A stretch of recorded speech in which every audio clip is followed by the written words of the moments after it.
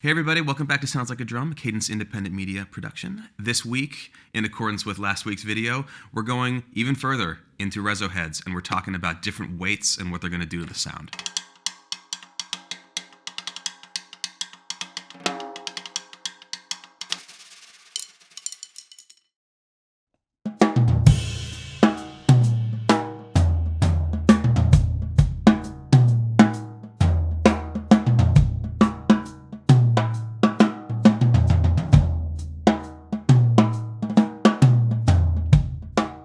There's a lot of adjectives to describe a drum head and how it behaves and just like how it's even made and constructed. And we talk about weights with heads sometimes. What we're really talking about is how thick is the membrane of the head? How thick is the part that you're hitting? And what is that going to do to the sound and the behavior of the sound when you utilize it? Also, thanks again to our presenting sponsor, ProMark by D'Addario. Today, we are going to be dealing with some one-ply coated Reso heads, including the ones from last week, the coated G1s. And then we're going to switch it up with a thinner head going from 10 mil to 7 mil with Reso 7s. So the concept here, and this applies to any kind of thinner Reso head, is basically that the thinner the head is, the less force it takes to activate it and get it doing what it's going to do. So if we're thinking in terms particularly of playing lower dynamics, or if we're after a bigger tone at any dynamic, but immediate, not sort of a blooming tone, but immediately a lot of tone, generally speaking, less mass in the Reso head is going to get us that faster and easier. By comparison, thinning out the batter head can also do that, but a thinner batter head is also going to add attack because we're moving less mass with the stick itself.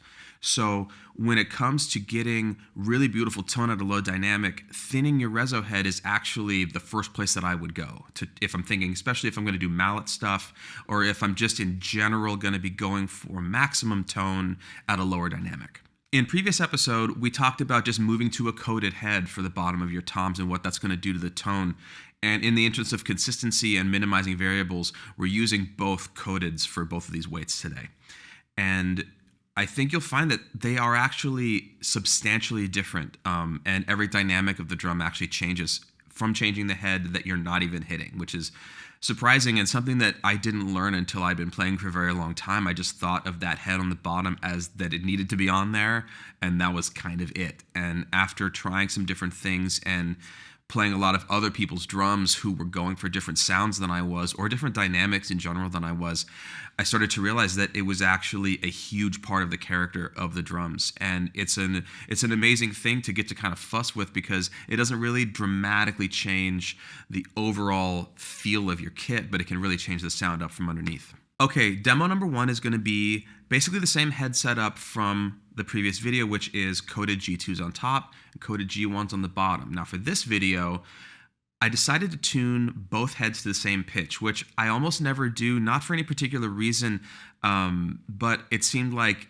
maybe the truest way to get the sound of how these are going to behave without adjusting the pitches to manipulate the tone to kind of like get the best sound. This is sort of a pure matched on both sides, the floor tom and the rack tom. Because this demonstration is sort of about the quieter dynamics at times and the fullness of the whole range, we've added Shure SM57s to the toms, give you an even truer idea of what it feels like right where I'm sitting to hear them and how they're behaving. Because also, like in a live situation or in a recording situation, there's a high likelihood that there's going to be close mics, if anything's mic'd at all, and that is where these heads really shine. And as usual, stick around till the end of the video for a quick back-to-back comparison of these sounds one after another.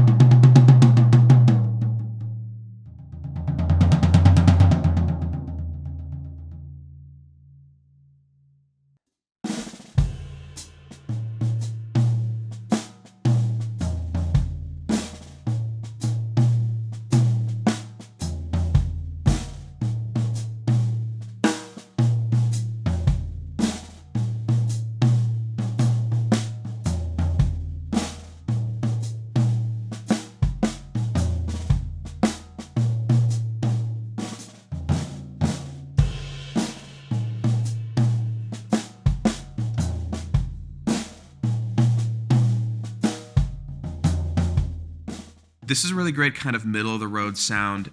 It's not super low, it's not super high. There's plenty of tone, there's also plenty of attack. And they just kind of sound really great, nice and warm. And now we're going to switch out the Reso heads and we're going to go to the exact same tuning. And as I've said in other videos, when I use different heads, sort of in real life and performance life, I do tune them differently. Like I would treat a thinner Reso head a little bit differently in terms of getting the sound that I'm after, or if I was switching from G1s to G2s on the batters, because I'm choosing that head for a certain sound and each head likes to be treated differently. But in this sort of like clinical scenario, this is just exactly the same as the last.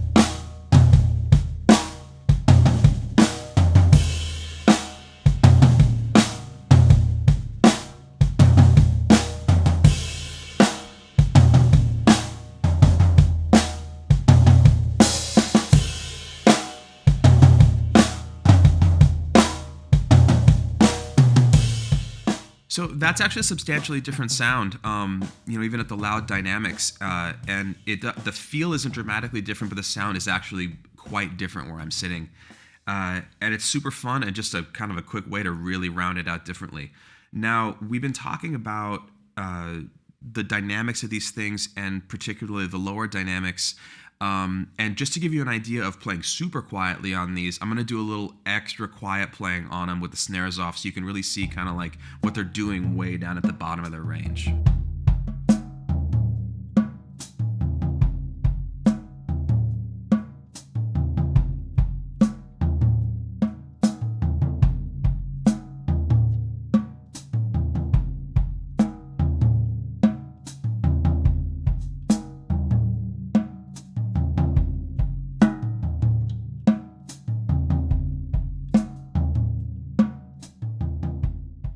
So immediately I can hear that down there's a fair amount of overtone going on here that was a little bit, like a little less messy than before, which leads me to where I would probably adjust the balance of the pitches between the two heads to kind of maximize the part of the sound that I want and minimize the parts that I don't. But there's a sort of fundamental clarity of how heads behave when you tune them this way, where both the heads are tuned to the same pitch. I guess the last question is, like, when would I choose this versus the G1, for instance? And for me, I have run these on my jazz kit a lot of times with calf tones on top or actual calf on top, because I'm going for a higher tuning in general with those types of heads for the most part. And what a thinner Reso gets me is more tone out of very high tuning. And that's really fun to get to have, because a lot of the times when people ask me about jazz tuning, they tend to imagine kind of a boxy sound that's a little bit choked and not very dynamic. And when you go for a thinner Reso head, and especially a coded thin Reso head, you get into a realm where you can go much higher with the batter than you would with a heavier Reso head, because the bottom head is there to help keep that top head moving and give it that sort of breath and tone that you want when you're kind of up in the stratosphere. The other place that I would use these is if I was going for a really round tom sound. Like sometimes when you hear toms that are very compressed, like I think of some like Radiohead records, for instance, where they're really smashed. Sometimes you want that tone where it's almost just like a note, almost like an 808 or like a sine wave. And I would be putting some muffling or moon gels or something on the batter head, but these heads on the bottom also really maximize the amount of note in the drum. And I definitely use them for that too on like a rock kit, which is super fun and gives you a lot of leeway with the tuning range because you can get them a lot higher without choking out, and they still go very low too. Oh, and before I forget, due to popular demand, we finally have merch directly underneath this video. We have shirts, we have hoodies for guys and gals, and go ahead and grab one and help us keep the lights on here. Now, let's listen to all that stuff back to back and really zero in on the subtle differences between them.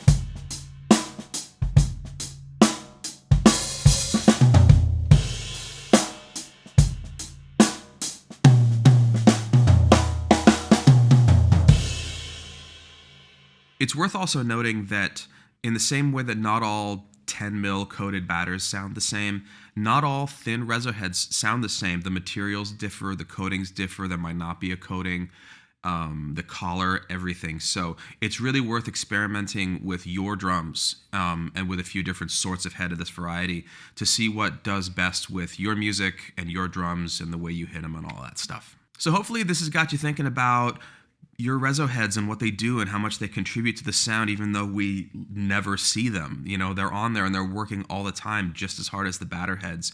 I feel like people try a lot of different batters and just whatever's on the bottom, they just kind of run with it.